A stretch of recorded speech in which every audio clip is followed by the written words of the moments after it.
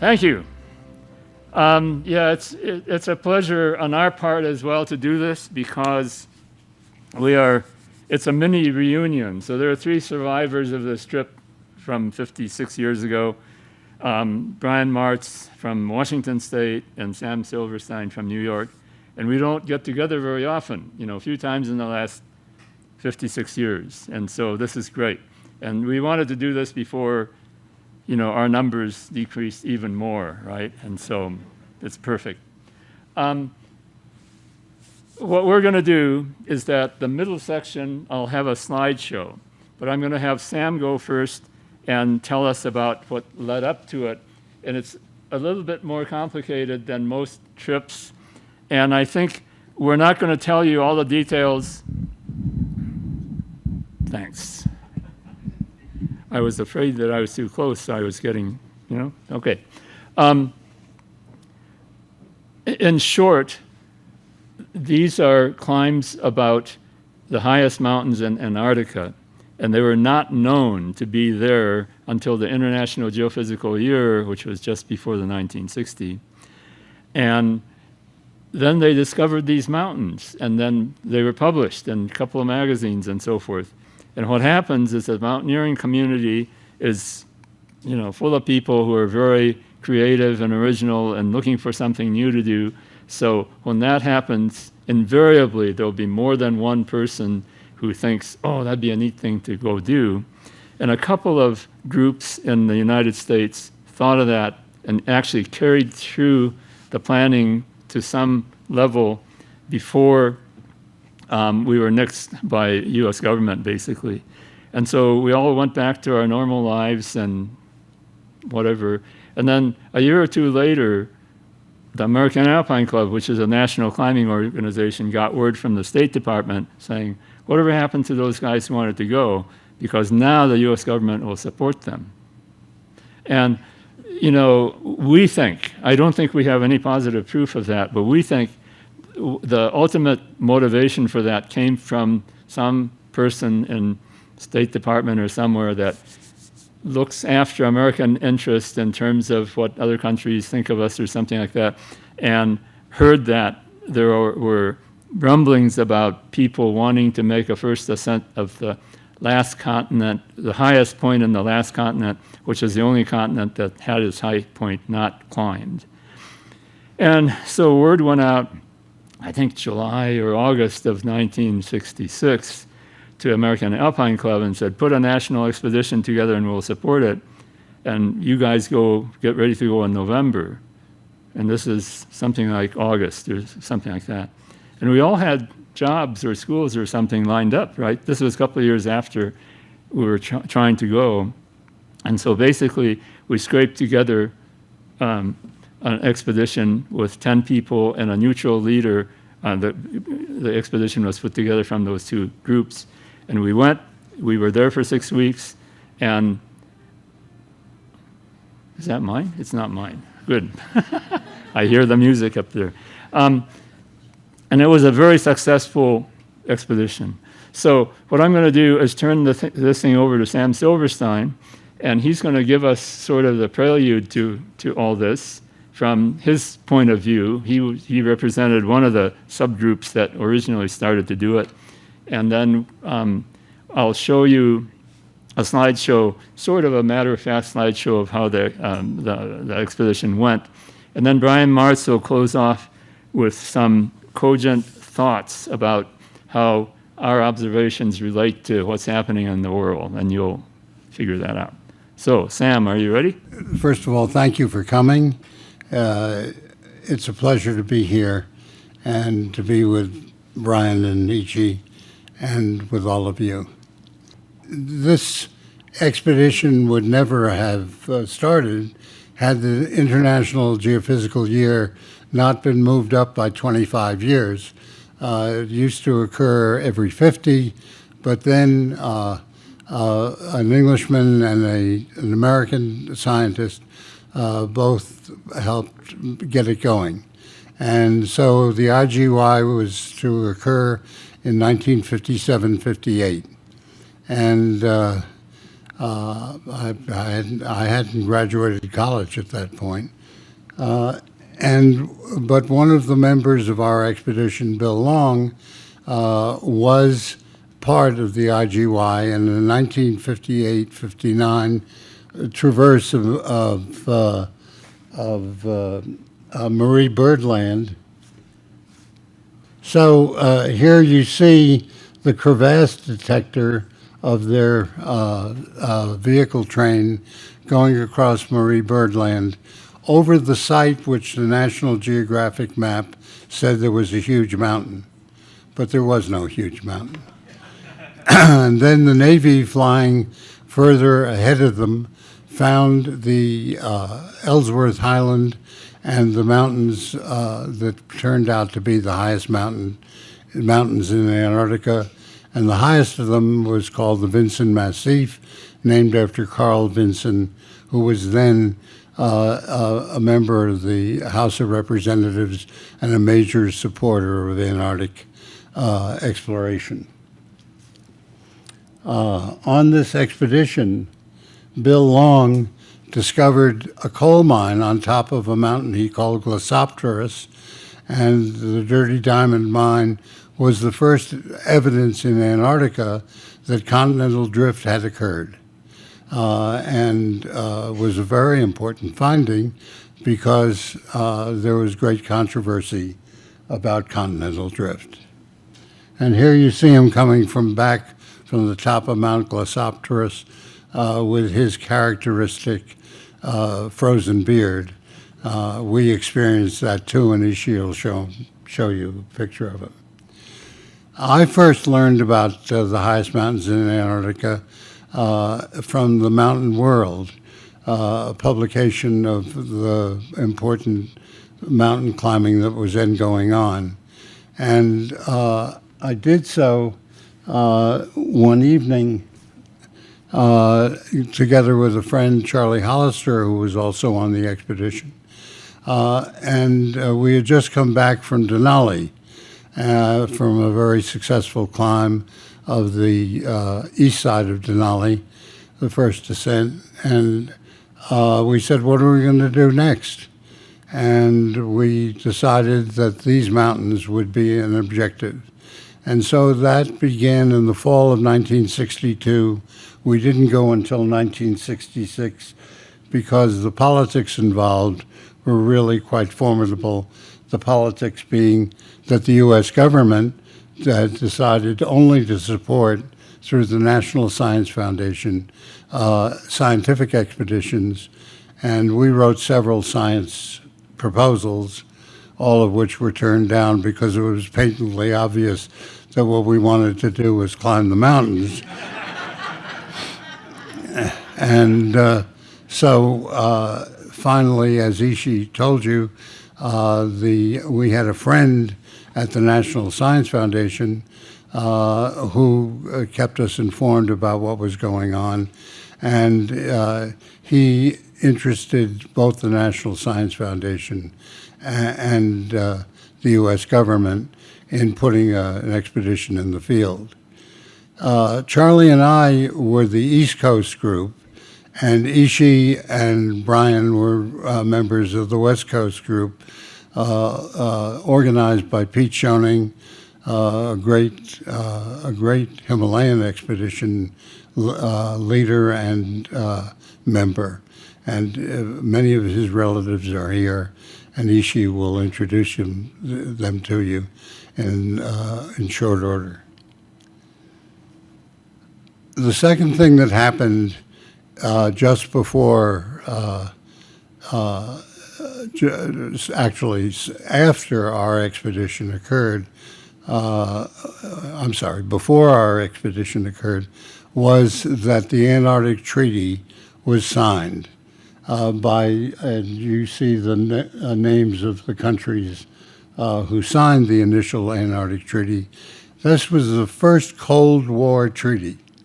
It was signed in, I believe, in 1960, and it said that no nation in the world could use Antarctica for nuclear waste and it was to be no territorial claims were recognized, and it was to be a continent for science. And many very important worldwide discoveries have occurred in Antarctica. The glaciers in some areas, the ice in some areas, is 3 miles thick. So you can go back by drilling down into the ice. You can go back more than 1 million years. Now, I was then a postdoc at Rockefeller University, and when I told my lab mates that I was trying to go to Antarctica that winter, they designed this penguin flag and patch. And we have been designing penguin flags and patches ever since. Since there was a lot of competition for going to Antarctica, in the summer of 1966, I received a phone call from a woman with the most gorgeous British-Japanese accent I've ever heard, except for Tokyo Rose. And she said that her boss, who was head of the newspaper Asahi Shimbun in the United States, wanted to meet with me to talk about a Japanese expedition they were trying to hire. And when she arrived to have lunch with her boss at the Rockefeller, out stepped, I don't have her picture. This is one from my memory that I've gotten off the internet. But as I look at it, I have all kinds of thoughts about, now, why didn't I get to know her better? Whoops. I took them to probably the most exclusive place in Manhattan at that time, which was a garden outside of one of the early buildings at Rockefeller.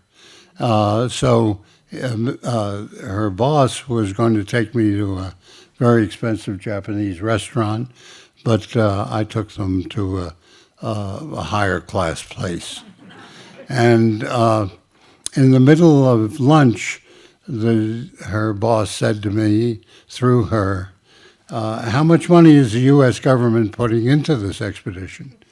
And at that point, each of us had contributed $2,000 to a kitty so we could get our equipment and supplies made in time to leave in December for the Antarctic. So I, of course, wasn't going to answer that question. I said, how much money is the Japanese government? And he looked very downcast and said, oh, Asahi Shimbun is only allowed to support 49%. And I said, how much is that? He said, well, it's only $6 million. I was clearly playing with a shorthand. Now, while that was things of that sort were going on in New York, here you see Brian, Eiichi over here, and a fellow named Julian Ansell, who was going to be the other doctor on the expedition. But Julian happily wrote on his medical form that the Navy was supposed to inspect peptic ulcer cured by Tums. And I got it, and I said, Julian, the Navy's never going to accept this. You have to go get another upper GI series. So unfortunately, Julian did, and he had a big crater, big peptic ulcer. Tums hadn't done the job, and he didn't go on the expedition. Now, the last impediment we had was that Woodrow Wilson Sayre, Woodrow Wilson's grandson, had organized an expedition composed of 4 South American climbers and to be flown into the Antarctic by the flying grandfather shown here. And he ultimately crashed this plane at the South Pole, but we were very fearful that we'd be stuck with Woodrow Wilson's Sayre. But negotiations at the State Department and with the National Science Foundation managed to keep Woody Sayre off our expedition, and we were left with a bunch of guys, half from Pete Schoning's group and half from our Eastern group. And the last member to be recruited was Barry Corbett, who the National Geographic Society hired as a cinematographer.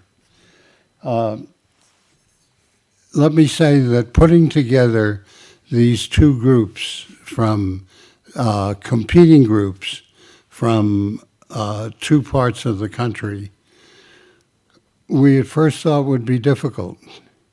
But under the leadership of Nick Clinch and the wonderful members of each expedition, it was not difficult at all. We all got together and began functioning as a team well before the expedition in terms of getting supplies and things ready. And once we met each other, we were really brothers. It was a wonderful experience being in the mountains with these 9 other people. And rather than competition, we learned that each of us had different skills. And by putting those skills together, we ended up with an expedition which was much stronger than either one of us could have put together. It was a real joy, and we've been friends ever since.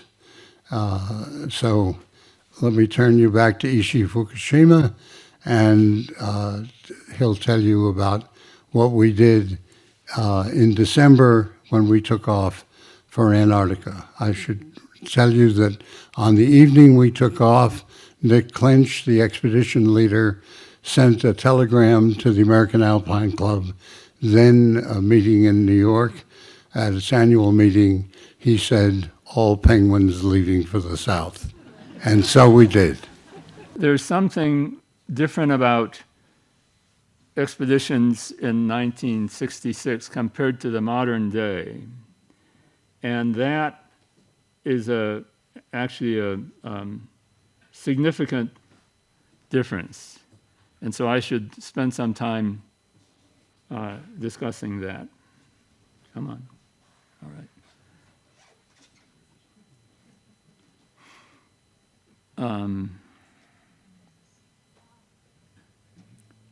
See, I forget where it is. Enter full screen. Okay.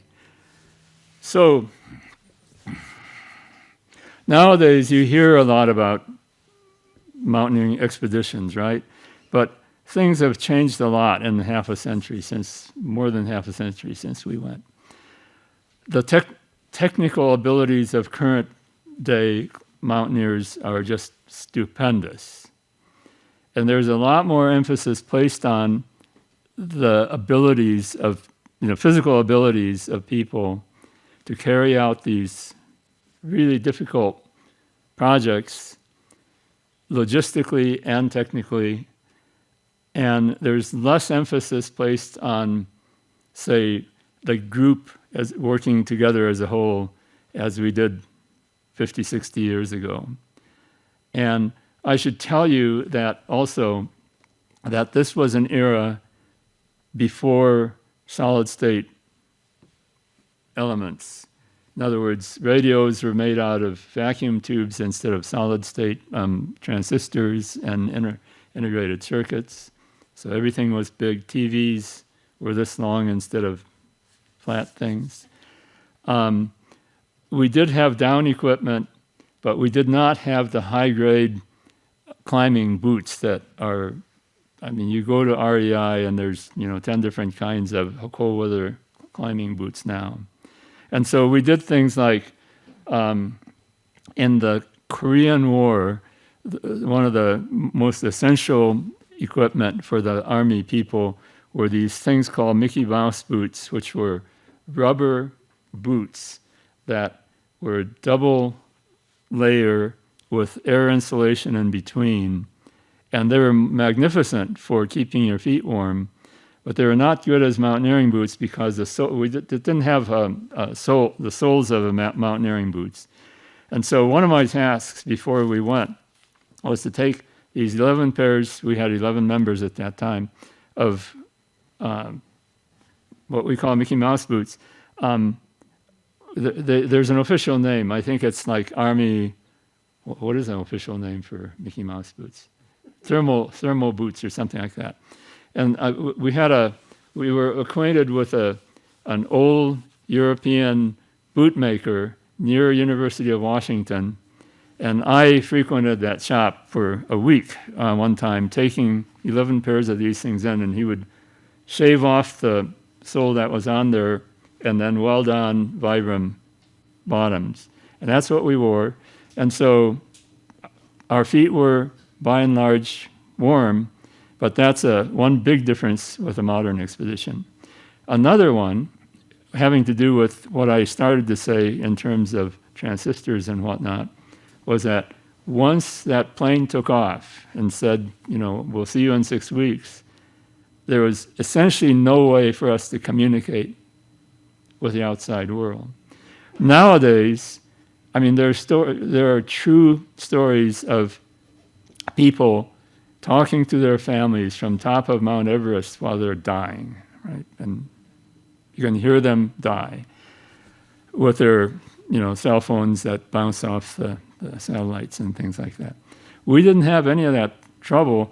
We did need to communicate once in a while, right? Like when we wanted to come out, and we would have to crank up a very clumsy generator, and we wanted to shield the generator from the transmitter, and we spent, it seemed like hours, cutting the top off of a 55-gallon drum with a piton and a piton hammer, and just to use the barrel as a shield. And still, it was noisy. The transmission was not reliable. And then we're like 1,400 miles from McMurdo Station. There was a station closer, maybe 350 miles, but it was hit or miss who we got if we actually raised anyone. And there's some comical stories that I won't bore you with about trying to make connections to make get somebody to come and get us out after 6 weeks. And the story, in a nutshell, is that the guy who was making the call looked out of the end of the tent and said, "Oh, the weather is improving." And then everybody was very quiet. And when he hung up, somebody elbowed him and said, "Look the other way." And it was, terrible stormy weather.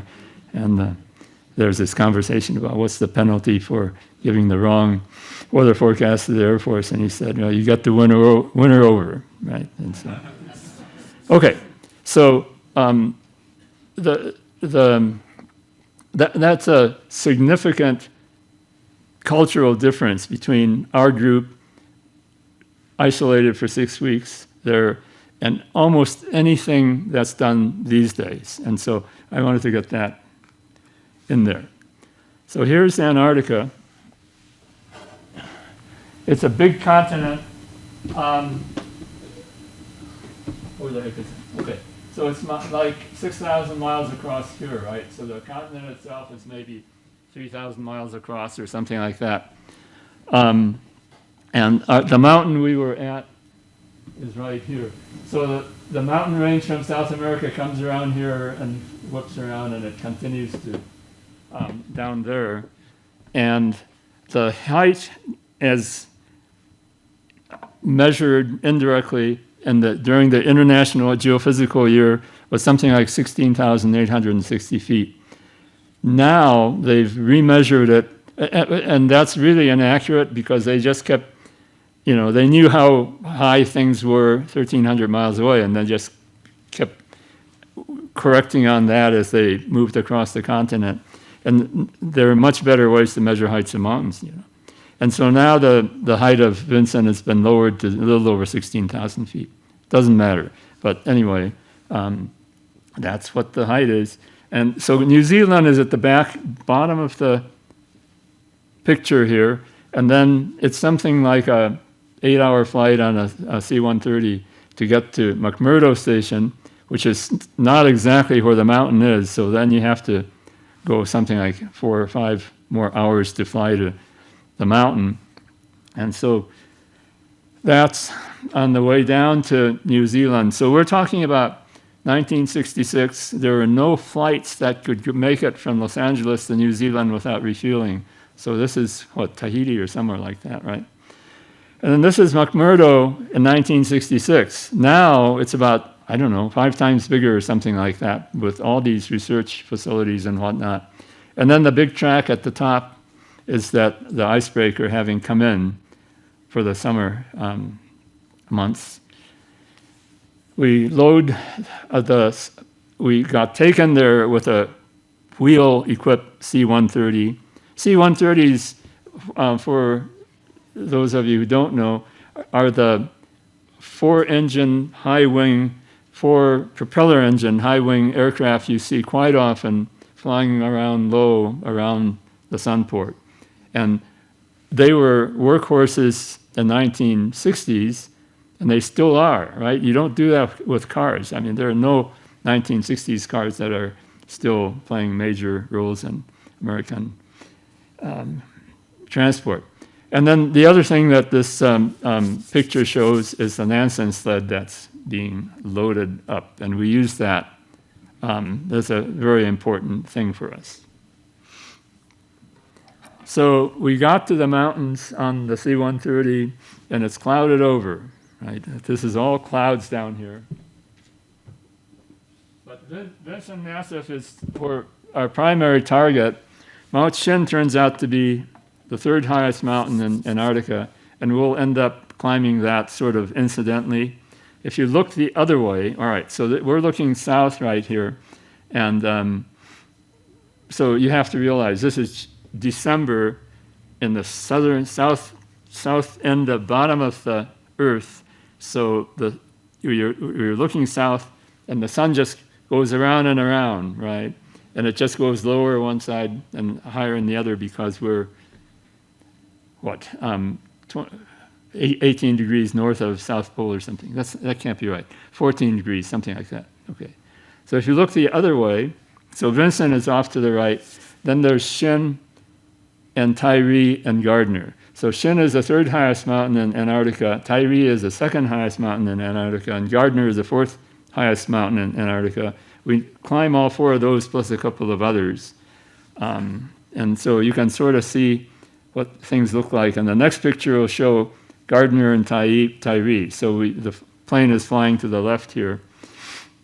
And then it turns out, you didn't see Vinson that much, but it was just this big blob. It's just a massive, whereas these guys are real peaks, right?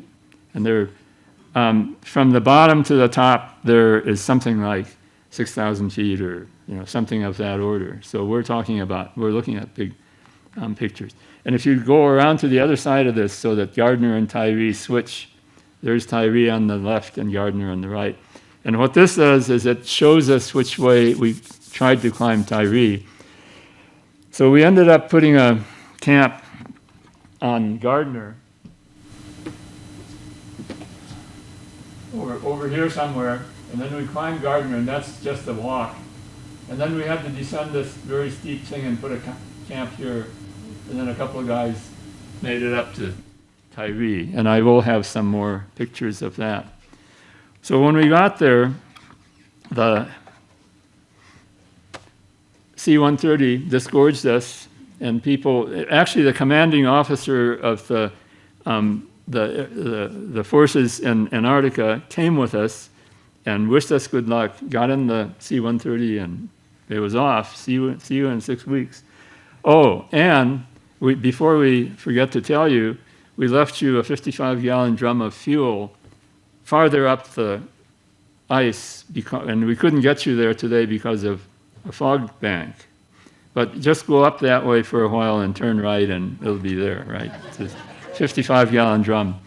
And it took us days to find that because you look at a picture like this and you think you can see forever.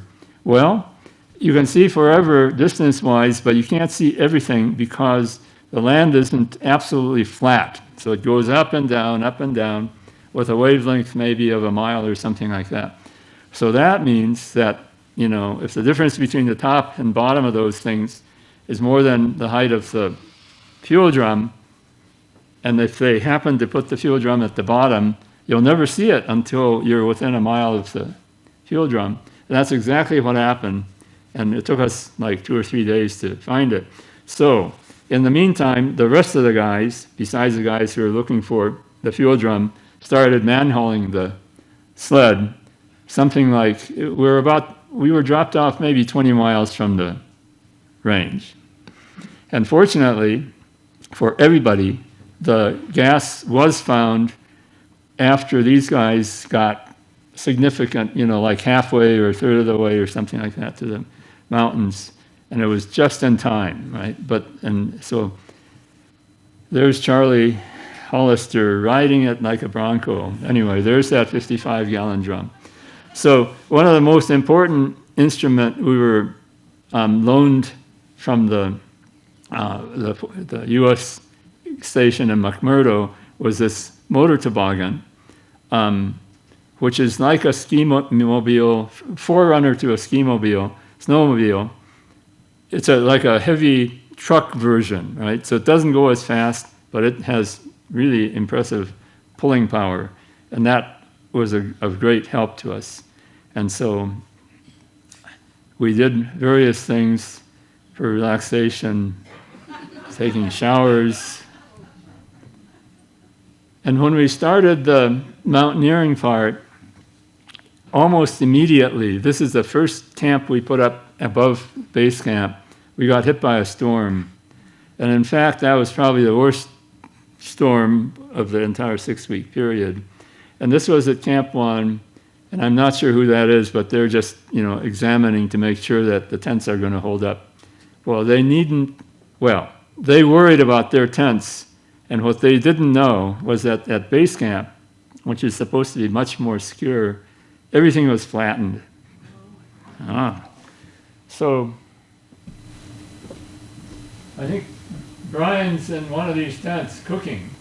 So this is like a tent that's supposed to look like this, right? And we had to lower it. This is Dick Wallstrom beginning to dig a ditch in case all this blows away. I mean, we have sleds turned upside down, holding things down, and there are these boxes that got blown down the glacier 5 miles or something like that we had to retrieve. Anyway, so that was a nice introduction to Antarctica. And this, I think I remember taking this picture as the storm was dying down, and the light is so nice on it. And so there's the base camp right there, and then there are the tracks going towards where the plane dropped us off. And then here are tracks coming up towards the mountain, and where we, went back and forth, getting everything put up. And this is fairly high up above the first camp. And this, Brian and I were talking about this at lunch today. You should kind of look at, you can see right through his crampon points here under his boots. And so we're standing on really hard ice there, and the crampons are just barely biting in so you can, it doesn't slide off. So that's kind of the reality of what's normal, the surface you're going to walk on and stuff like that. We didn't have much trouble climbing Vinson, which was the publicity-wise, the crown jewel of the expedition, and we accomplished that first. And I think it was something like the 18th of December after we got there on the 8th or 9th or 10th of December. So it took us about a week and a half to get the big prize. And that's Pete Schoening and John Evans, and the flags of the 12 nations that signed the Antarctic Treaty, plus the American flag, including the American flag that Pete has, and our sponsor, the National Geographic Society. So, and Pete had several kids who since have had several kids, and we have a couple of them here today. Anyway, the kids entrusted him with all these things that he was supposed to have photographs taken of on the summit. So he was standing on the summit for some minutes, getting out various things to be photographed. This is a view looking north from the summit, and it shows Gardner, Tyree, and Shin, all of which we climbed later. It shows kind of how steep things are, and Tyree is just a jewel, crown jewel of all these, because it's a hard one to, it doesn't have any easy way to get up there. See, this one looks beautiful, but you can just walk up this thing right here, which we did do. Our camp 2 is in this saddle here. But it was a spectacular summit for the view, but it was not a challenge, much of a challenge for hiking. And in fact, there's you can pay money to some guide company now to have you taken up to Vinson, because it's a pretty easy hike. Here's now kind of a bad scale map for this display, I know. And so, okay, my pointer is not working well. Okay, well, here. This is Vinson Massif here with all these different peaks. This is that saddle where we looked across at Mount Shin. And then here's Gardner and Tyree up here. And this is maybe 10 miles or 12 miles or something from here to here. And so our base camp was here, and we move it to up here after we climb these things down there, so that we can climb the things farther south. Everybody else who climbed Mount Shin, which was kind of a booby prize, it was a beautiful mountain, it was a high mountain, and it was right next to Vinson, so everybody climbed it. John and I, and Brian and Nick, I think, climbed it last on the 24th of December, and it was the only day where we couldn't see a thing. This is a summit photo, and everybody else told us what a great view it was. And if those flags hadn't been there that other people had put up, we wouldn't have found the summit. We could hear the flags flapping, so we could see the summit, or detect the summit. So now, I guess we made it down on Christmas Day, had a big party, and then had a day off for everybody. With the 10 people doing, various things, and Nick organized this really well. As I recall, this trip to see what Gardner and Tyree was like with all 10 of us might have been the first time we got together in the entire expedition after we got to Antarctica. And what we saw was this thing here, which is this huge 4,000-foot long snow gully. So it's 3,000 feet to here, and there's a flat piece of rock here. There's nothing flat in between. And then we escape out here and put a camp 2 over here or something.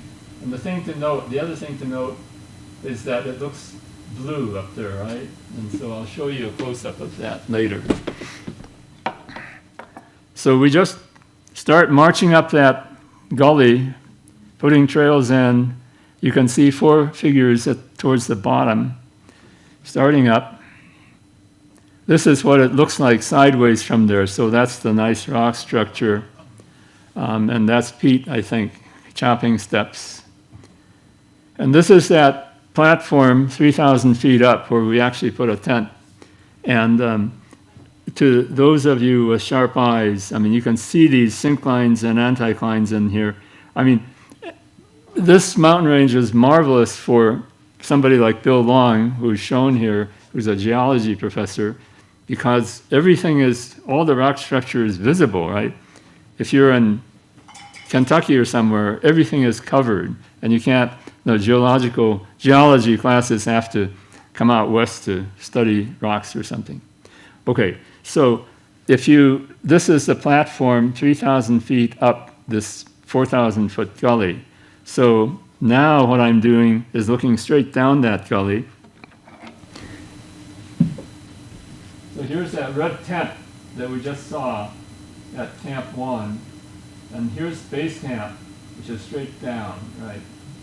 So, we came up 3,000 feet from here to here, and then we're coming up further.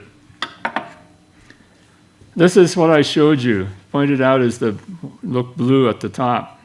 It was like an ice skating rink, and Brian was regaling us with the stories of how he had to put that anchor in for the rope, which was for safety. I mean, this is really low angle. You wouldn't ever put a safety rope on there except it was an ice skating rink. So if you should accidentally fall, you just start to slide. And so it's nice to have that rope. And he's going to give us some thoughts after my talk, and I'll let him tell you how he put that rope in that ice. Anyway, this is what it looks like at the top. Very nice resting stop. And then we go on to the site of Camp 2 on Mount Gardner. And, the sun just went around and around and never set. But if you're on the side of a big mountain like Mount Gardner, it hides behind the mountain part of the time, and the temperature drops. Come on. Temperature drops noticeably here. And this was quite a high altitude. And so, this is Tyree on a clear day. This is Tyree on a stormy day. This is going to be a big challenge because, come on. And what we end up doing, two of the people kind of negotiate this ridge and climb on the other side of that and all the way to the top eventually.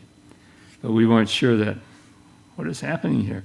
Okay, and this is looking north from that Gardner camp.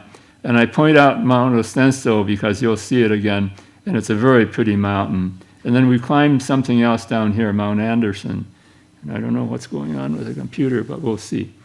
And Gardner was an easy summit to climb, and after dinner one day or something like that, we hiked up to the summit of Gardner. That is not the moon, but the film is so old that it started to peel off. But anyway. And there's a summit of Gardner with a National Geographic flag.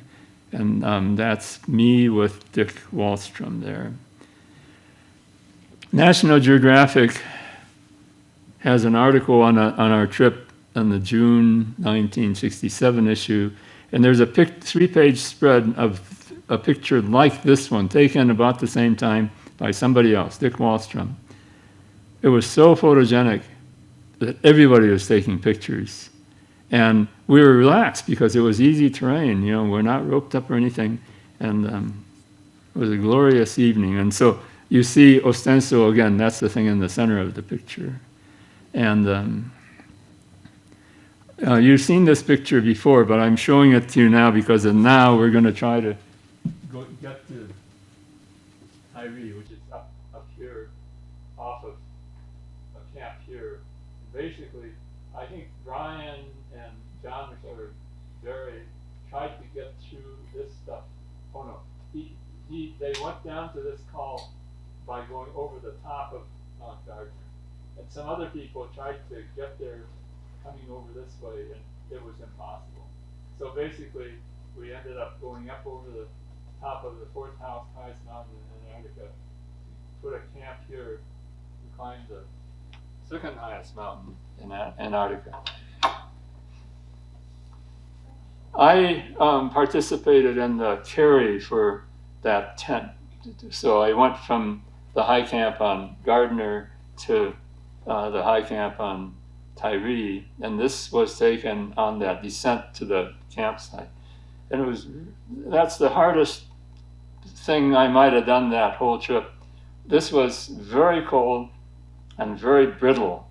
Your crampons would just kind of chip the ice away and they wouldn't hold you and things like that until you got fairly low down and you could just go on snow. And so basically we're headed, for that pass where we're going to put a tent for the summit party of Tyree. So that passes on the lower left corner of that picture. And I wasn't there when the Tyree was climbed, but I think, basically you have to sort of wander off on the left side and maybe finally get to the base here or something and somehow go up. It was a good climb, and it was the only peak we climbed where we only put 2 people on top. So then when we get down to the saddle on the lower left corner there and look back up, that's the side of Mount Gardner, just to the left of where we just came down. And we work at it pretty hard to put hack out a platform to put a tent up. And where Bill and I have to go back to is clear across on the right side there. So we have to go up to the top of Mount Gardner and then come down to our tents down here somewhere. And it was a very cold day, and it was up high. And when we got back, that's Bill. And I guess I probably looked about almost the same as that. It was really cold. This is a couple of days later, and I was at Camp 2 watching for those guys. And so there is a blue arrow on the right, and my pointer is there. Okay. There's a blue arrow here, and there's a red patch here, and there's a red parka here. So this is Corbett and Evans. Great, thank you.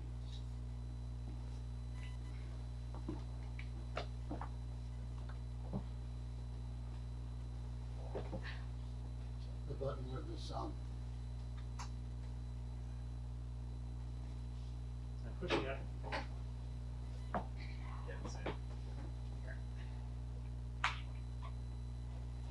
Technology we have these days. We're not waiting for it.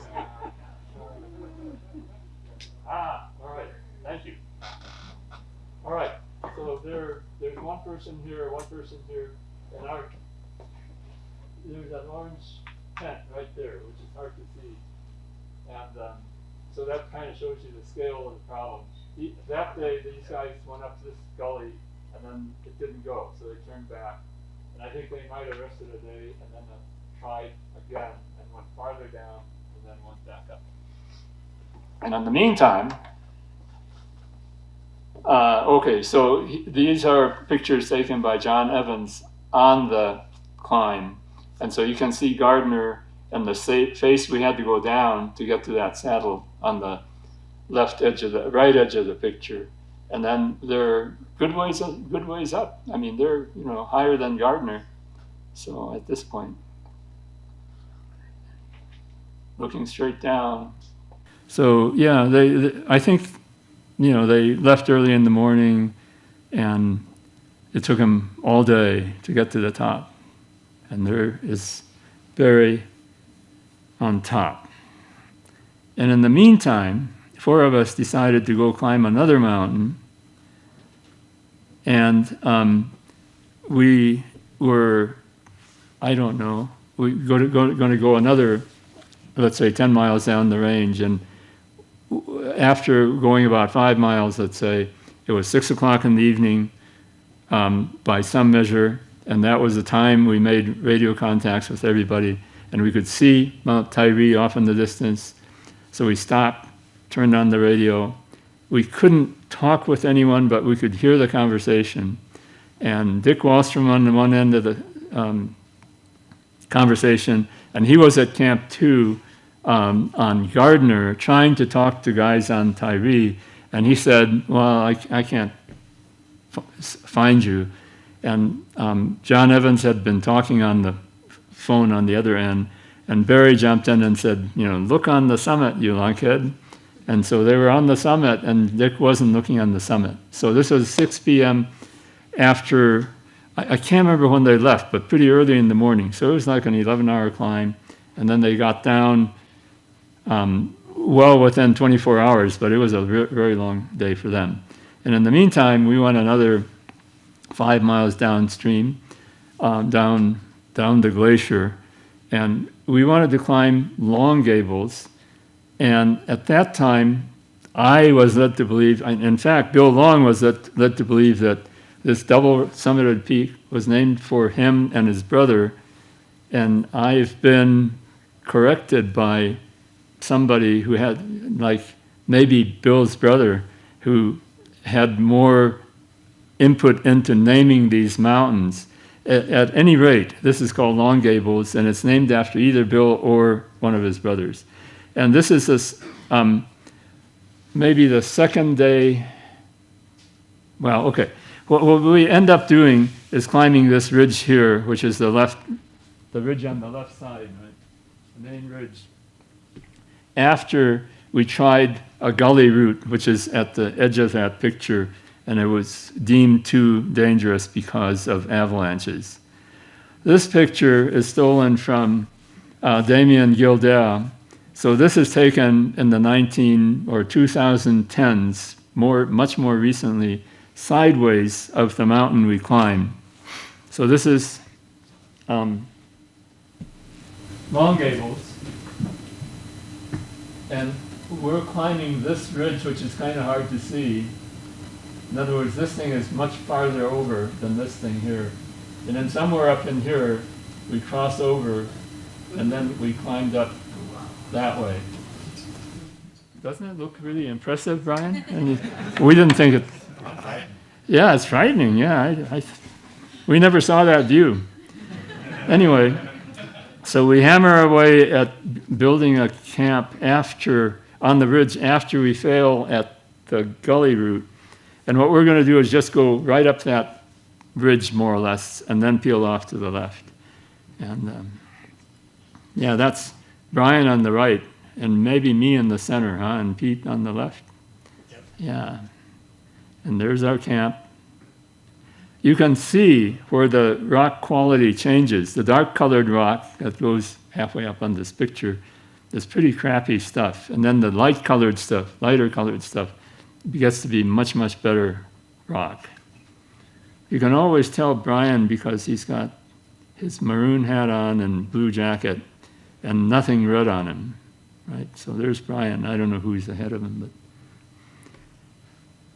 And so we're starting off for the summit on something like 9th of January or something like that. And I'm going backwards. That's what's wrong. Okay.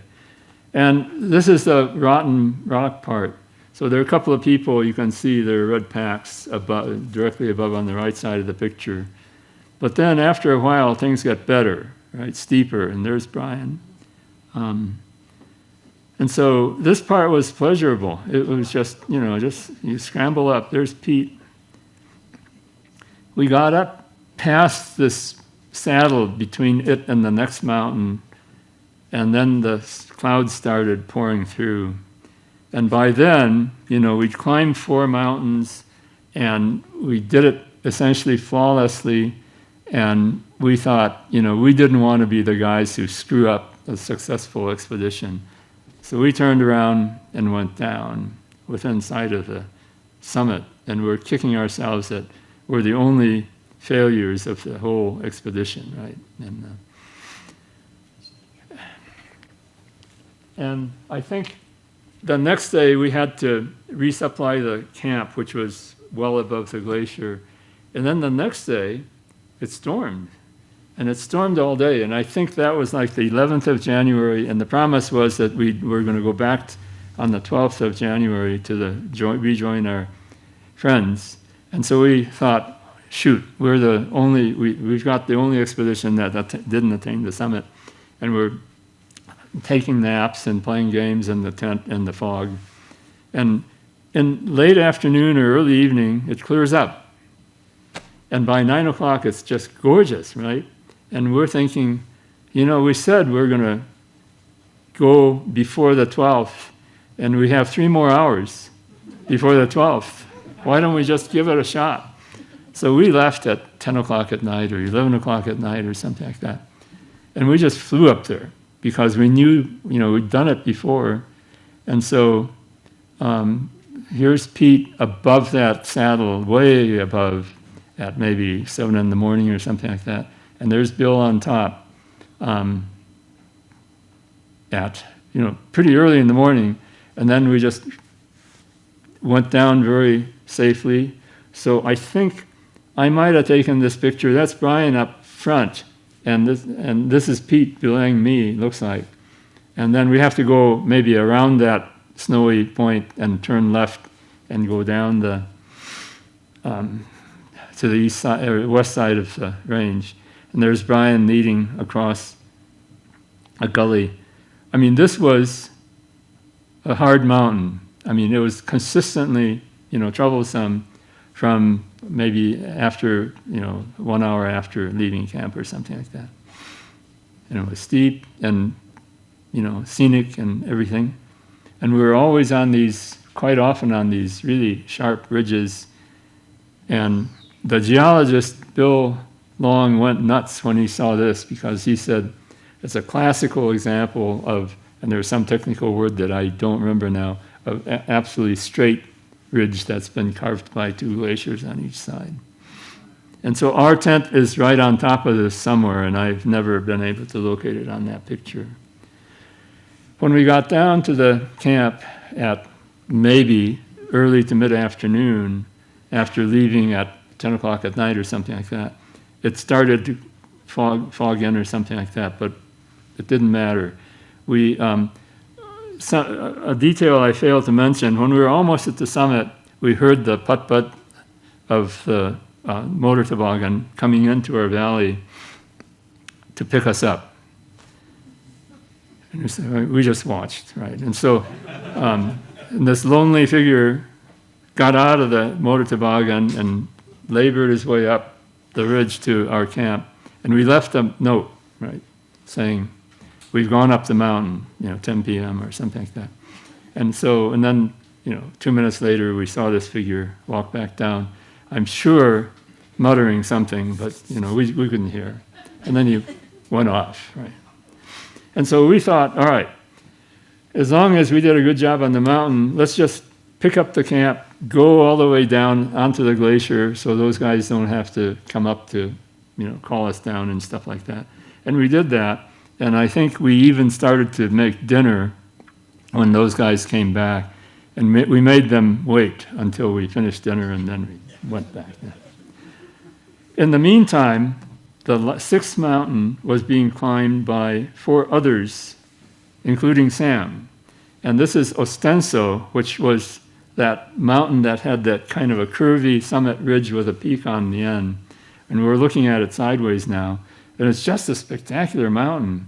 And they did it in one shot, right? They just left camp, walked up until they got to the top. I think they might have rested for a while on the way down, and then they came all the way down in one fell swoop. So that was quite an accomplishment. And this is just a gorgeous picture of the summit from the first rope is up there. There's a guy on top, and there's a belayer directly below him. And then the second rope took this picture, and that's just an award winner to me, yeah. And that photographer is probably Sam, right there. There's a picture of Dick Wallstrom. All right, Sam, I have a question. So this looks like a summit picture, except you're looking down on him. So it's not the summit, is that right? Well, I'm pretty sure that's the summit. Yeah, but how can you be higher than the summit? He's taller than Dick. All right.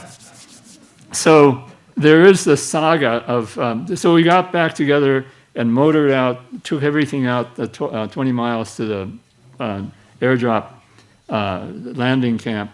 And there's a saga of being picked up, which I'm not going to go into now. We did get picked up.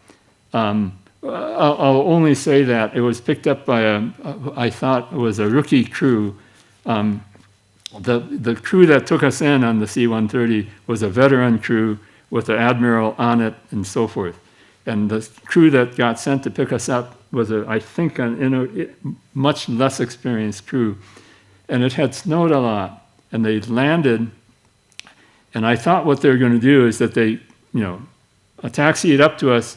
and they turned the plane around, and I thought they were just going to taxi back and forth a couple of times to pack the snow down, and they didn't. They just loaded us, and then put 3 or 4 jet-assisted takeoff bottles, which are, basically jets about this long on both sides of the C-130, which are auxiliary power for that lasts maybe 10 seconds or 15 seconds.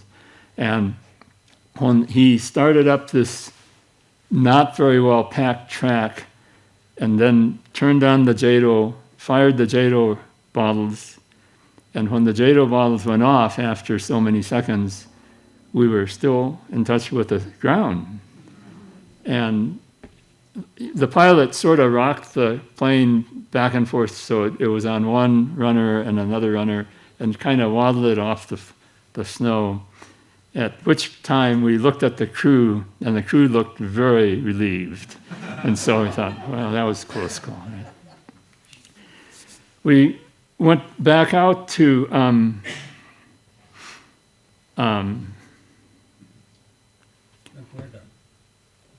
McMurdo, sorry. Yeah, I'm losing my memory power here. McMurdo, and we did work, like we repacked things and we had a nice meal and so forth. And then the Navy offered to fly us to a penguin rookery and a historical hut that was Shackleton's hut in 1909. Do I remember that right? Yeah. And so this is it. And so this is 1967 now. So, 58 years. Well, I mean, it's been a long time since then now, right? And so I feel like an ancient mariner or something, but this thing was in very good condition, and all this stuff along the right side of the picture are canned goods that are outside.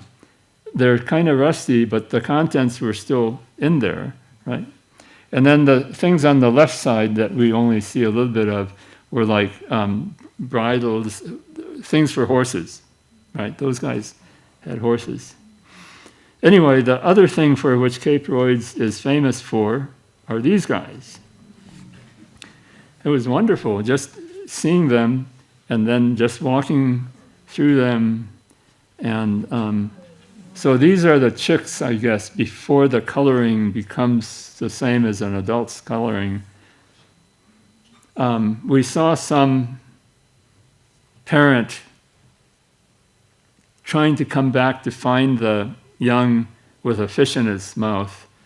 And there are, only zillions of these guys.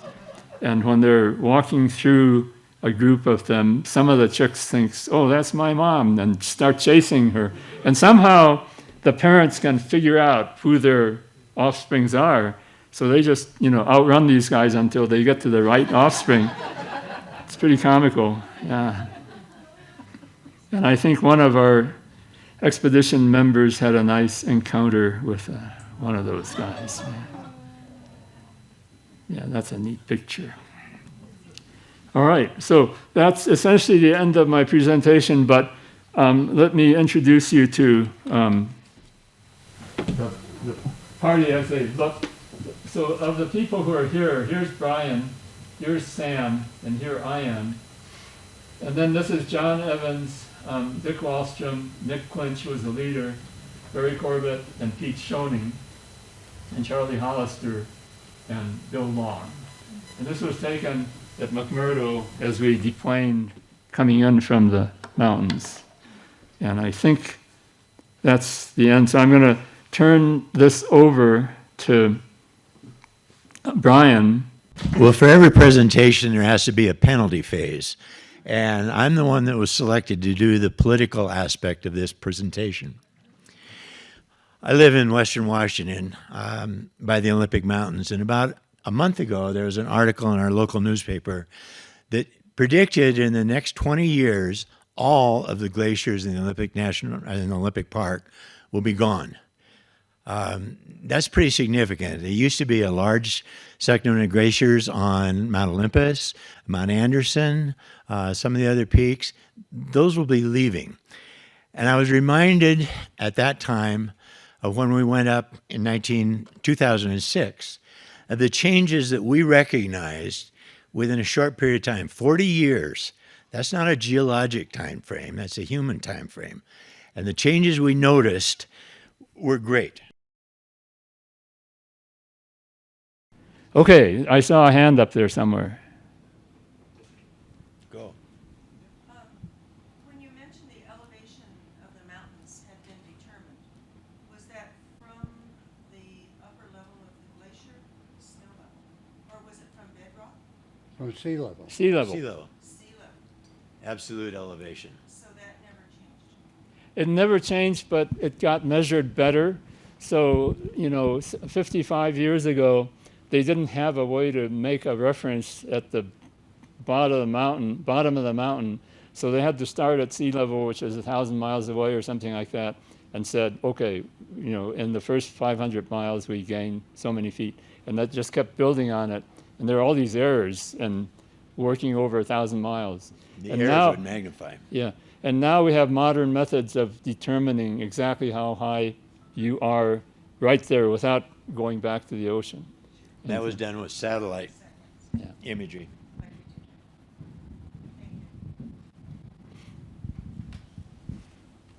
It's been windy here in Mexico this month or two. How windy does it get down there? What was the question? How windy does it get down there? Incredibly windy. Eiichi showed you a slide looking across at Tyree during a storm. And we had a map, and we figured out the distance between 2 points on the map, and you could sort of see the clouds blowing across this. And I calculated it was somewhere in the order of 200 miles an hour at that point. Not much, we weren't exposed to that. We were exposed to a lot of spin drift and snow blowing and whatnot. Probably the greatest winds that we saw and were actually out in were somewhere less than 100 miles an hour. 70, 80, something like that. Down at base camp when it blew our tents apart, we were in the tent for roughly 3 days. You could not go outside. And it took away something like 3 feet of snow from underneath the camp and blew it somewhere else. Antarctica is the highest, driest desert in the world. And something on the order of 1/4 of an inch of water falls during any given year in the form of snow. That may be a foot or 2 feet of snow, something like that, but it's still only 1/4 of an inch of water. And that gets moved around all over the place. So it will snow on you. It's not coming out of the sky. It's just blowing from one place to the next. It'll snow on you 2 or 3 feet, and a month later, that snow will be gone somewhere else by the winds. Can I have that for a minute? And so on every expedition that I've been on, I've taken a book to read. And I chose Crime and Punishment and read it during the time that we were sitting under the tents collapsed in the storm. Way back there. Another basic question. You said it was very cold. What were the numbers, temperature? 35 below is about the coldest we saw. We broke the thermometer. We broke a hand thermometer. Unfortunately, we left a maximum minimum thermometer on the top of Mount Vinson, and no one's ever found it, which is too bad because I think that would be very interesting to know. 35 below is about as cold as we recognized. Much of the time back in the cirques, you'd have, because it's almost like a parabolic reflective mirror, and it would be very warm. 5, 10 degrees, something like that. You saw the people taking a shower. If you moved slowly, you could get away with pouring water on your head. If you moved your arm fast, water would freeze to the hair on your arm. So it was a funny feeling to feel warm, have to, on some of the treks, carrying loads, strip down to your long johns, and it would still be 5 or 10 degrees out. But we never saw anything melt.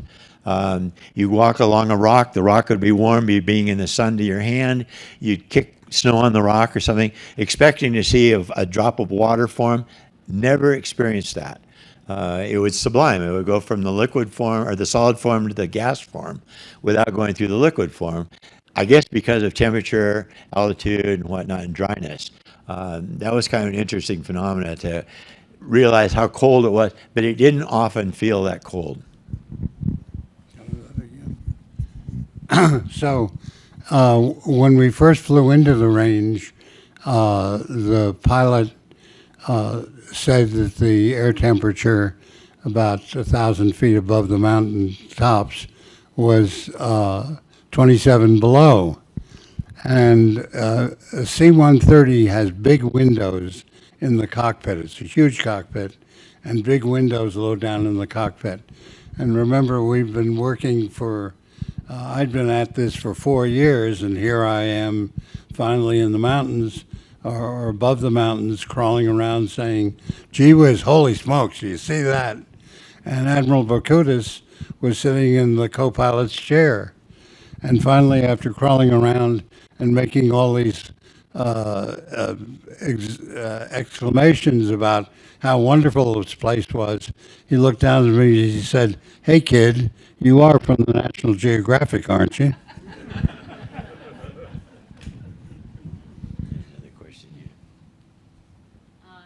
So when you talked about in 1966, there were 12 countries that had a treaty, and I know when I went to Antarctica in 2008, it was 54 countries. Right. Do you know the evolution of any of that, or how many there are? I think you're about right.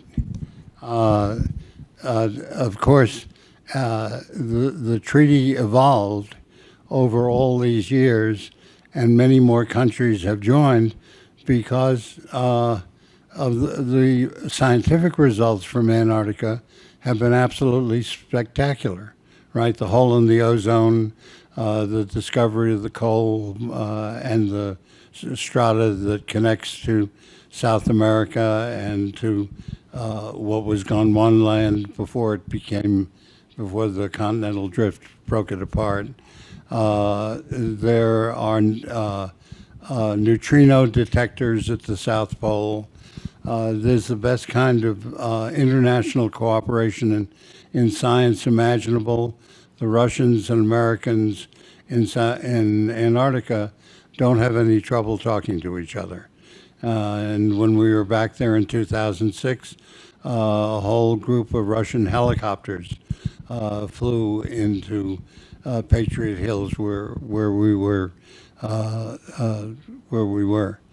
and so and all the discoveries about climate from drilling holes in the ice. We're not the only ones that drilled holes. Many nations have. If Antarctica melts, there will be an enormous dispute about whether any of the territorial claims are valuable, because if there's coal and you can drill for it, there may be oil there, and there may be many other minerals that are found. Antarctica is the best place to look for meteorites because they're plentiful. This is the history of our Earth, saved at least for a couple of million years in the past, and we would do well to preserve it because it will tell us a lot about what the Earth was like when it was warmer and what the Earth might be like if it gets colder. What have you done for food for 6 weeks? What kind of food? We didn't have salads. We purchased a lot of dried food down in New Zealand. We didn't take a whole lot of food, as I remember, down from the United States, but we dried food, some canned foods. Probably the best thing we had as we got ready to leave McMurdo, the Navy gave us a couple of boxes of filet mignons, and those were wonderful. We had cheese, we had salami, we had canned goods, not a lot, but some freeze-dried food. We actually ate pretty well. I can't remember any problems with it. Soups, lots of teas, coffees, liquid drinks to have. One of our biggest problems was just melting water. At that temperature, it takes a lot of snow to make whatever it took, 20, 30 gallons of water a day to support a group of 10 guys. So I remember much of the time, somebody was always trying to just keep the stove going with a huge pot of water on it to provide our needs for that type of thing. But this was really a well-equipped expedition. You always want to be the first to try something, right? And if you're the second, you wouldn't get any help at all. And so we had an enormous amount of food, and that was demonstrated to me when we went back 40 years later, and people had found some of the stuff we had left in wooden crates at the remote camps. So I should explain that all the guide groups that go now go to only one place, which is the base camp basically for Vinson, which is the highest peak, which is probably, in many ways, it's not the most interesting peak. Anyway, we had another base camp. Remember, we moved it northward 10 miles or something like that in the middle of the expedition for the second half. And there we left a wooden crate of foods and whatnot. And that's untouched because no one goes down there. And I think some guides did go down there. I think Damien did. Damien did, We yeah. have something like 400 Cadbury chocolate bars. And so they had, demonstrations of how, what was left half a century ago or something like that. And they gave me a little piece of something, I don't remember, yeah. The thing that amused me most about our food was the boxes of nuts that Brian bought in New Zealand. It said to assure you, if you find anything unsatisfactory about these nuts, please return them and we'll gladly refund your money. And as I would take a nut out of the box, I thought it would be some trip to get a refund for these nuts. Arvin? Oh, yeah, sorry. What did you all do in the second trip? Did you all again climb? Yeah, the question was, what did we do on the second trip? So the second trip came about because, unbeknownst certainly to me, there was a guide service. What's the name of the guide service? ALS, maybe, huh? Antarctic Logistics. Something. Yeah. Anyway, they're based in Salt Lake City, and they found out somehow that there are some of us old fogies still living who went and made the first ascent of this thing. So they offered to take any of us who wanted to go back for free as long as we got ourselves down to south end of South America, which is where they staged from. So 4 of us, including the 3 here, took them up on it and went back. And so we did almost climb the mountains, and it was interesting. So for insurance purposes and other purposes, we told them, that the guide service, that we are fine being clients of your guide service for insurance purposes or whatever, and you guys are the boss and we'll do whatever you want to do. Don't be cowed by the fact that we're a bunch of old geezers that climbed this thing 40 years earlier. And when we made the final ascent, it was clear that we were slower than average. And so the leader had to make the tough decision. We were within stone's throw of the top. We basically got to the top, but not the last little bit. And he turned us around. And Did old guys have to go down? yeah, well, okay. So actually, we did a good thing because there were 2 ropes led by this head guide and then a young Peruvian, I forget what her nationality. Anyway, South American lady who was an assistant guide. Chilean, probably, yeah, right. And she had never been to the top, So Brian really, made a lot of noise when we got turned around and said, "All right, don't have her take us down. We know how to get down. Take her, have her go to the top because she's never been there." And he won that argument.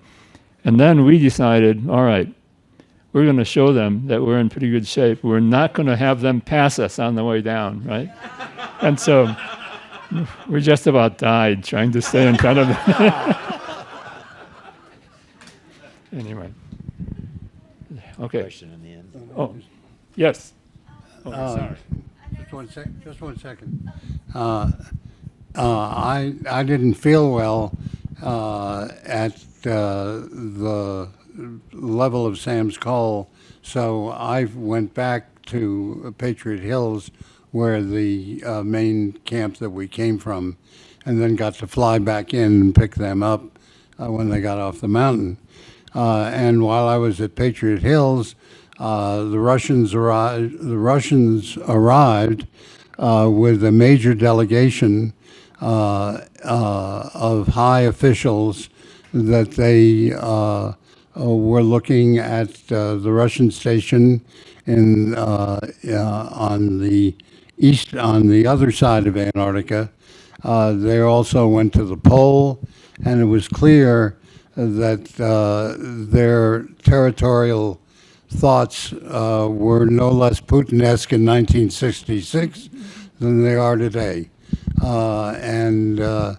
They also arrived, it was a series of Russian helicopters, and we got to look at the military equipment on them, and they stayed for a couple of days and then flew off.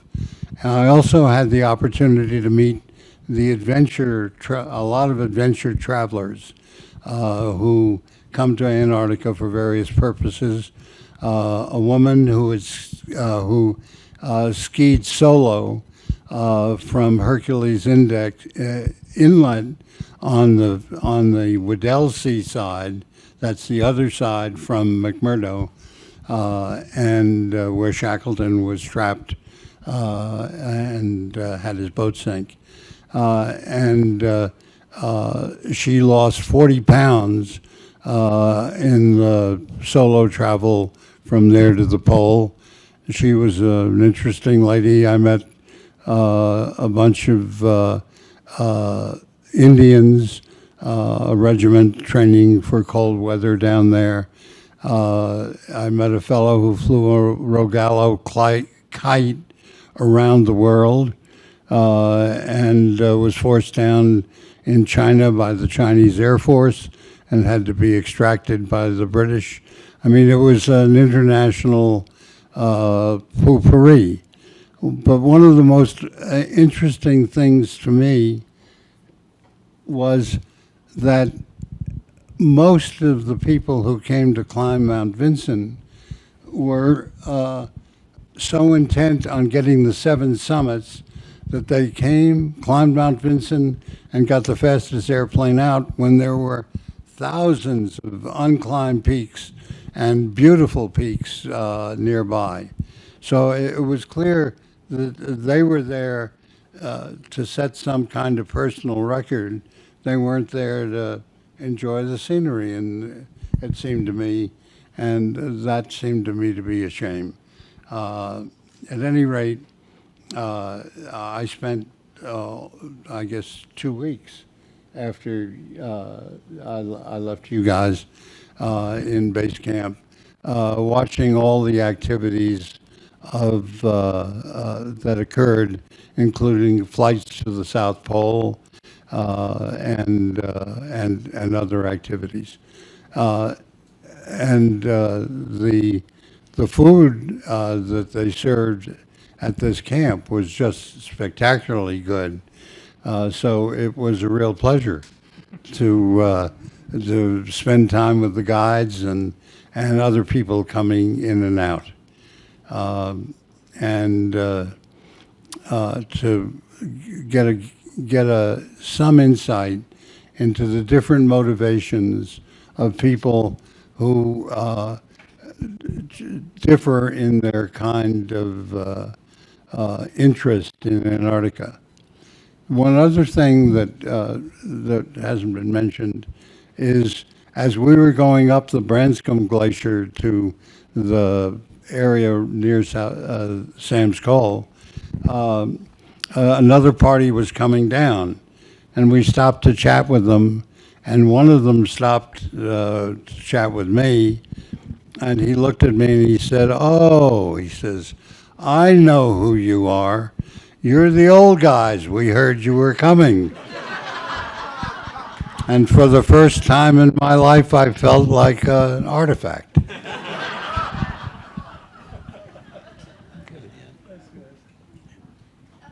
wanted to ask, I know it was in the sixties, but were there any women that would be considered, were there any women that would be considered for the expedition? I don't know. For our expedition? Yes. No. And I would say we weren't very advanced in that respect. That subsequently there have been many expeditions now, co-ed expeditions, but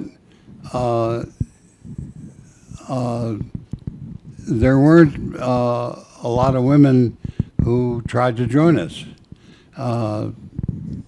Maybe that's not a good excuse.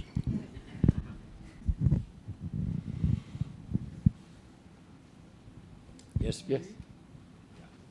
I'm curious about a health issue. You talk about how cold it was.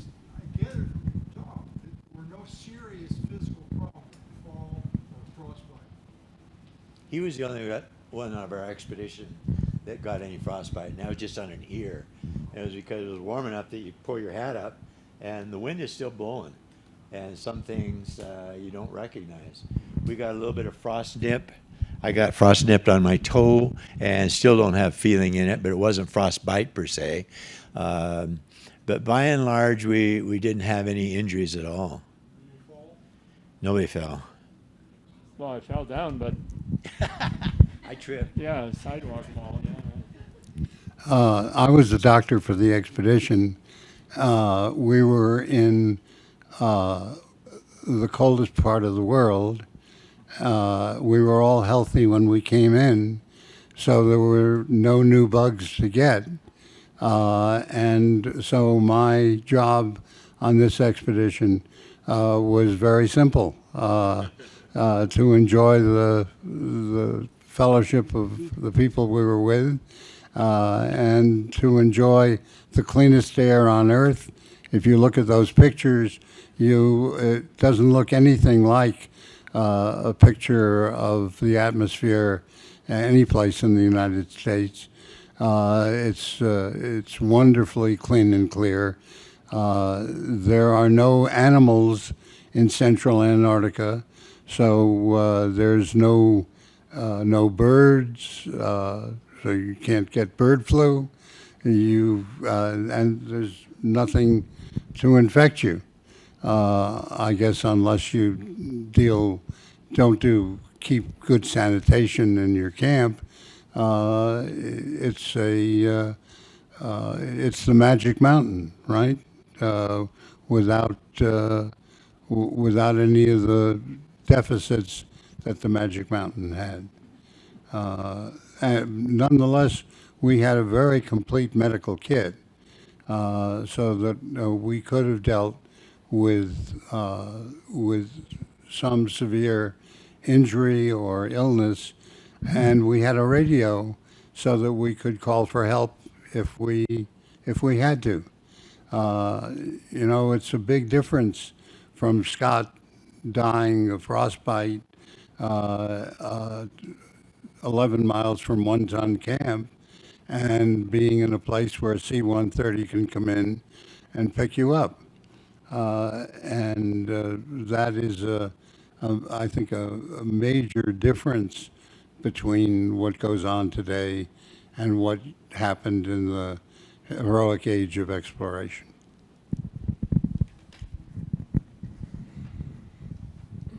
Way back.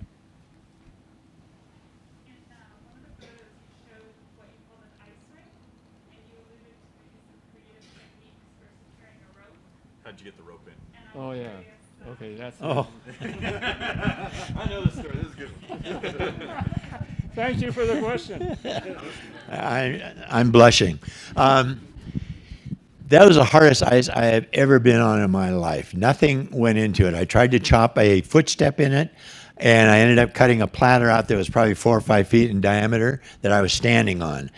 So I recognized that we needed something in there in the way of just a hand line to go across.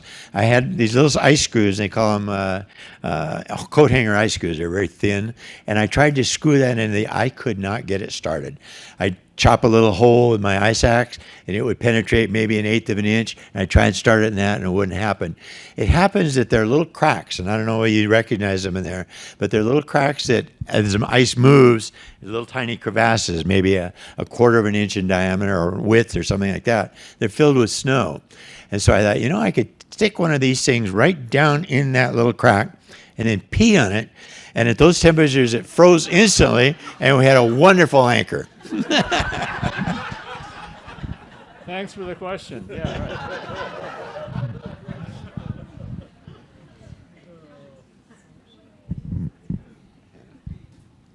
said that you had a great dynamic as a team, and I was wondering what your roles and tasks were, and maybe what the success of your team was, or what tips would you give the team? So Yeah. you're asking about the composition of the team and how well it worked together and what roles various people had. Well, okay.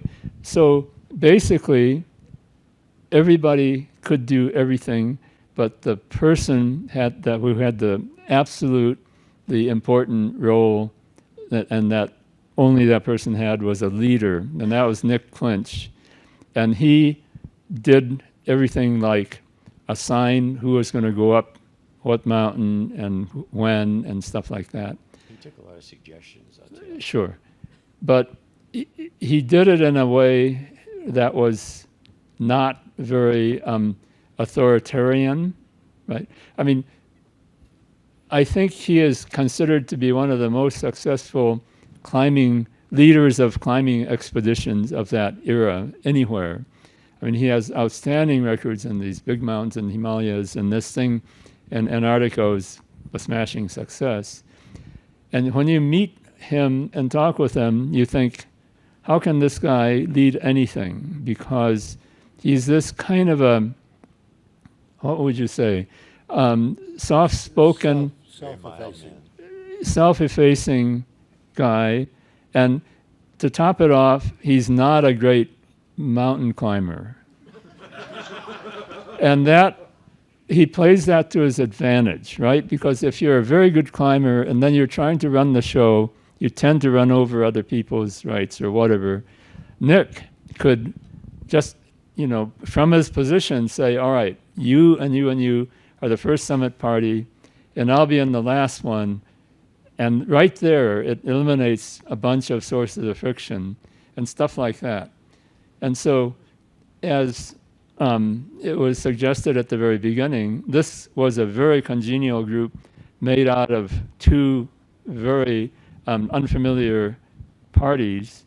And Nick was chosen as a neutral leader. He was not a member of either of those parties at the beginning, and the American Alpine Club chose him. And he was a very good choice. And I'm not sure that there could ever be another Nick Clinch, because these days, for one thing, parties are smaller, and for another, I think there are more egos in the party, right? And for whatever reason, this group of 10 really worked well under, if that's the right word, Nick. And he just did a good job. Do you guys have any more comments? Yeah, your grandfather and Nick had been on several expeditions together in the Himalayas, and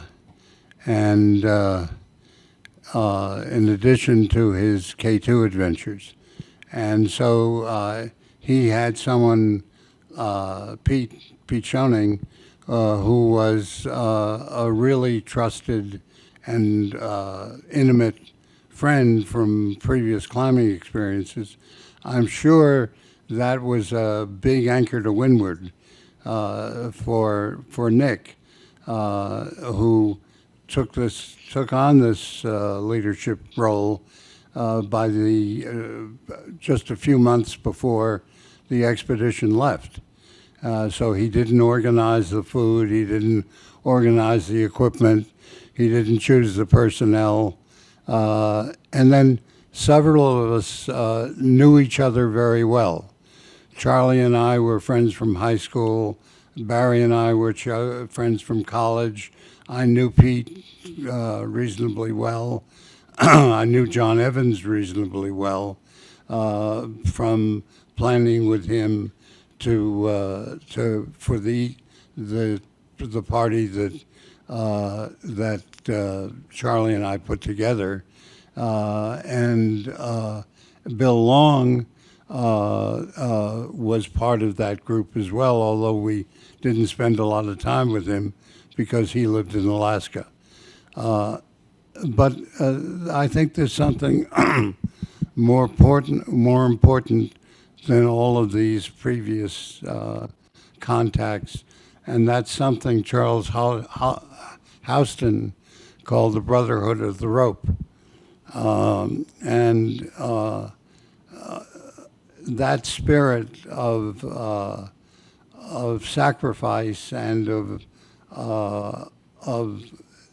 doing the right thing and being a team member, I think imbued this group to a fare thee well, and made it possible for us to do more than you might have expected of a disparate group of people. And that we're still talking to each other half a century later is not only a tribute to good health, it's a tribute to that spirit and that ethic.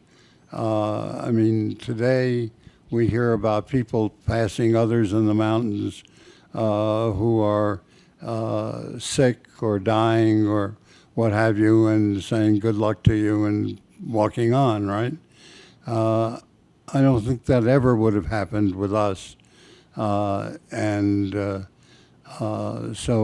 there are qualitative changes that occur as civilization evolves, and some of them are terrific, and some of them are less commendable. And I think it's very important when you go into high-risk areas to make sure that the people you go with are people you can trust and you respect and will have a good time with. So just as choosing a wife or a husband is an important thing, it's also important to be able to choose good companions to go on long-distance voyages in the oceans or in the mountains. You guys had an incredible opportunity and truly almost a crowning achievement at a very young age. I was just curious, in the ensuing times, do you guys still dream? Do you dream about Antarctica? You know, Mallory, when he was asked by a reporter, Mallory of Everest, was asked by a reporter, why do you climb mountains? And he said, because it is there. That's what's remembered about that, his answer. But he said much more.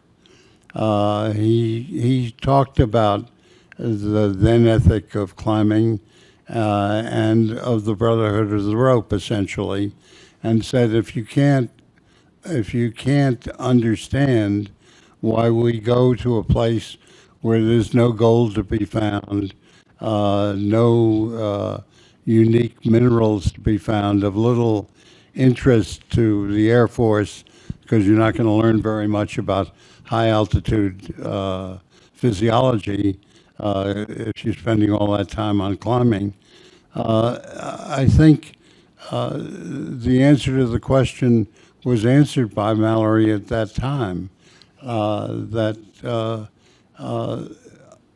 going to the mountains for the beauty of the mountains, the fun of being with the people you're climbing with, is a great leveler. Now, I don't think I've answered your question.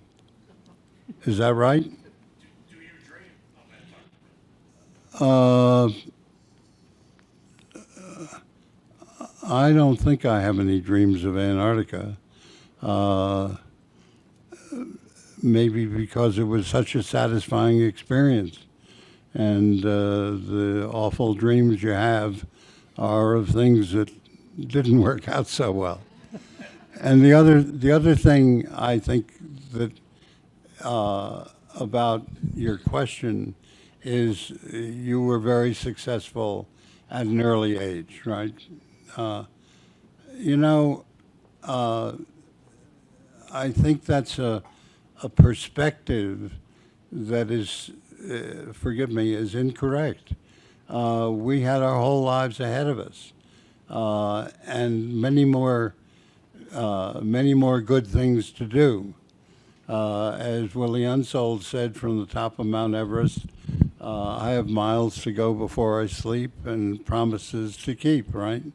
The Robert Frost message. And I think what's so interesting is the accomplishments of all the expedition members subsequently in their lives. We've all been pretty good citizens. We've all had successful careers. Success breeds success for lots of good reasons. But people who rest on their success don't have a lot of future ahead of them. And so I think we all knew that. And took this experience as one of a lifetime of experiences that made us who we are today, and whom hopefully will be remembered as. Yeah, I think Sam stated it right. And I was thinking when he was talking that one of the things we've done as a group of 10 to begin with has had very, very few reunions in the 50 plus years because we didn't need it. We're busy with our lives and we're doing other things. It's not that we hated each other, but we didn't have an overriding reason to get together as often as other people might have. So we were together 3-4 months later for the National Geographic thing, and we had to show up for that because we had to rent tuxes and stuff like that, right? And then we didn't get together until the 40th or something. I mean, we got together, most of us got together to practice to get in shape for the going back in 40 years. And then we were together for the 50th anniversary because the American Alpine Club threw a big party on our honor. And then here we are. And so I think we meet less than every 10 years or something. I mean, individually we can visit. And so I think he hit the nail on the head. It was a great accomplishment, but it was an accomplishment, and we've gone on, right? Do you have any comments? Just that I've never dreamed about it. I think about it frequently, though. It's part of my life, and I'm happy to have done it. Happy to have done other things too. You hit a home run when you were in Little League? Or? Yeah. Yeah, okay.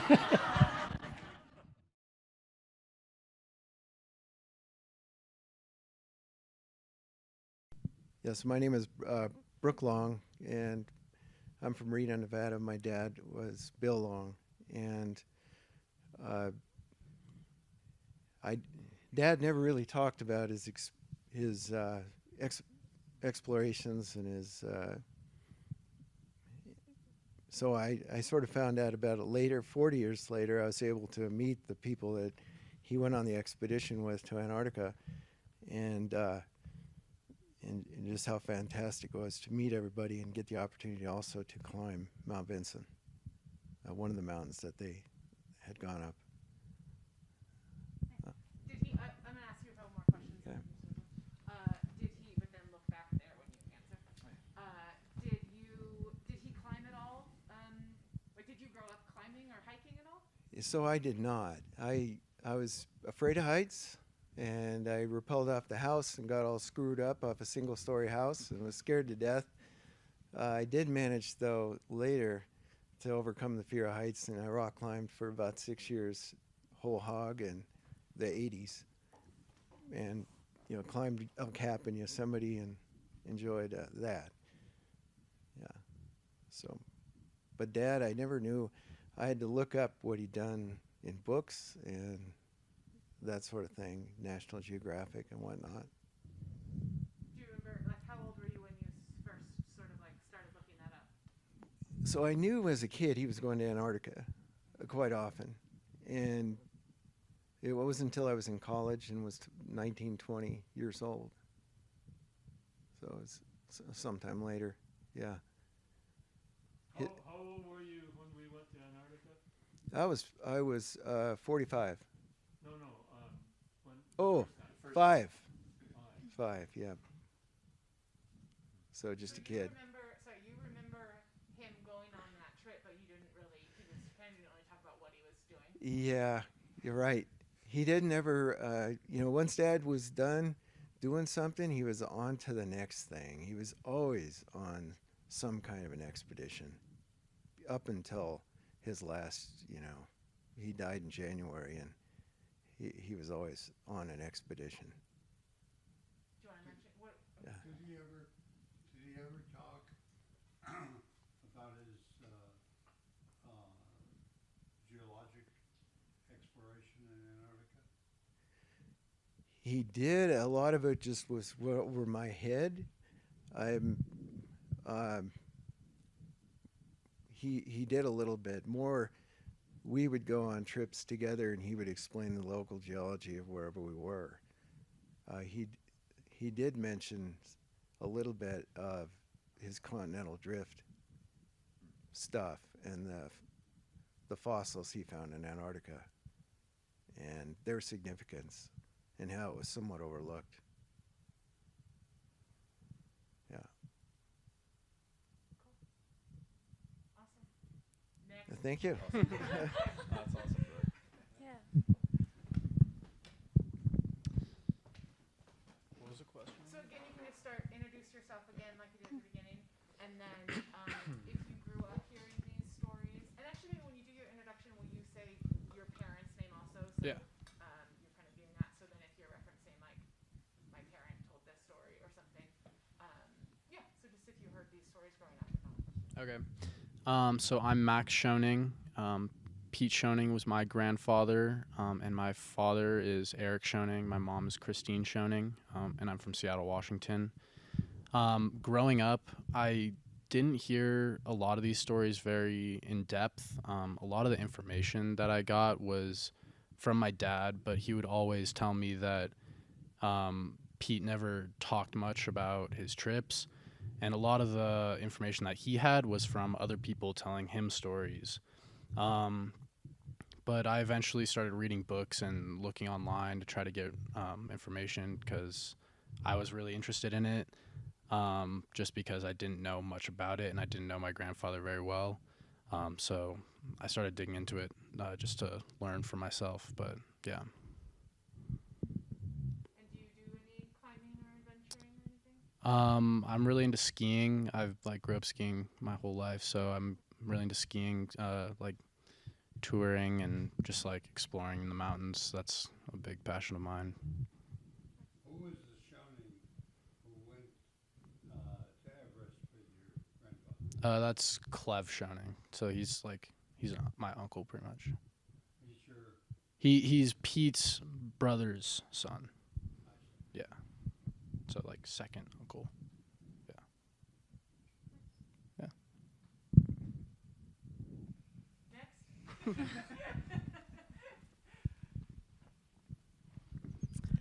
Hi, I'm Hannah. I'm the daughter of Lisa Schoening and Jürgen Yatz. As you might hear, my dad is German and I grew up in Germany. And Pete Schoening was my grandpa. And just like Max, I don't remember much, especially since our grandpa died when we were quite young. So I didn't have that many touch points with him. And I think my mom is kind of similar like Pete, very humble, doesn't talk much about these stories, except if there's an occasion.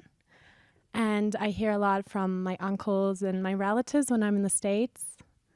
And yeah, like this weekend I got to hear a lot from the ones who are still there. And my mom actually also went to the trip 40 years later. And that's why I got to meet Eiichi 15 years ago. Almost, yeah, I think around 15 years because he came to visit us. And so I've seen a few people who my grandpa climbed with. And I've also read some articles and books and I Googled a little bit. What did your mom tell you about your trip in 2006, her trip in 2006? To be honest, I don't remember that well. I think she just said how beautiful it was. And I remember the penguins in Chile because we always wanted to go to Chile. But yeah, I don't remember that much because she probably told us when after she came back, but it's not a topic that we talk about every day. So I'm going to ask her some questions after this trip. And I just remember being super worried because there was, I think, a snowstorm and it took her a few weeks to get home, additionally, like 3 weeks. So I remember being worried and not knowing when she would come back. How old were you? 10, yeah. Awesome. Well done. Thanks for playing a lot. I'll try not to kill you this time, Dad. My name's Kevin. My dad is Brian Marts. I grew up with hiking, skiing, climbing. He's instilled in me and in the whole family. It's mountaineering is a part of our life and what we've done. And what's interesting, we've all shared the same kind of experiences. Is I grew up with a lot of these stories, but not many. And we all have had to pull these stories out of these adventurers that went down to Antarctica, and they're so humble that they don't talk about them very much. And it's great to have this opportunity for them to be able to show the world their experiences, because we've lived it. We've been with these people. We know these people, and we're still hearing some of these stories for the very first time ourselves. And that's kind of fun for us. I did not know. No. I'm nothing. Yeah. I'm not as cool as Brooke over there. I didn't get to go down to Antarctica and try and climb it. Do any of you think that we as parents should have done a better job of telling you about our lives before you were born or during your early years than we have? I think that's a really interesting question of generations. We were just talking about this, that nowadays, if someone did something for the first time in human history, it would be massive news across every social media site. People would be bragging about it. People would be trying to invest money onto it. Somebody would try to be having a Wheaties box or something like that.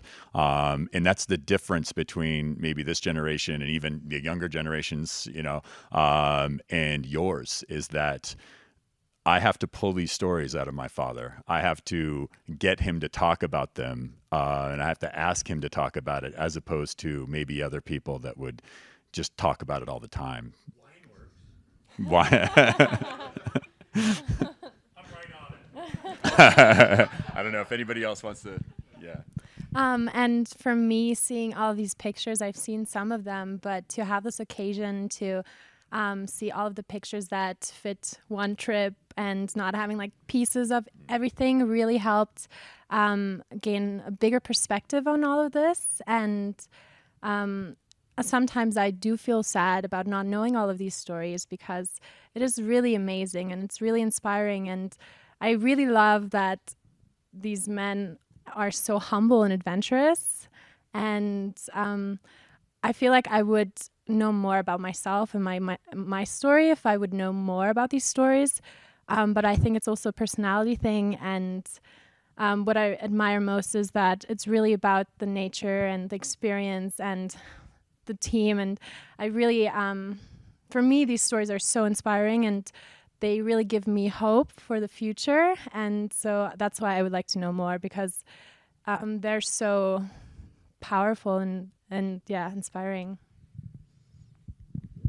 Yeah, I agree. I don't think they're obligated at all to tell the stories. I think it speaks a lot to the nature of the trip and the intentions, where it's not for some like personal like achievement. It's more for a team goal, and it's nothing that they need to brag about, but it's an achievement that they did.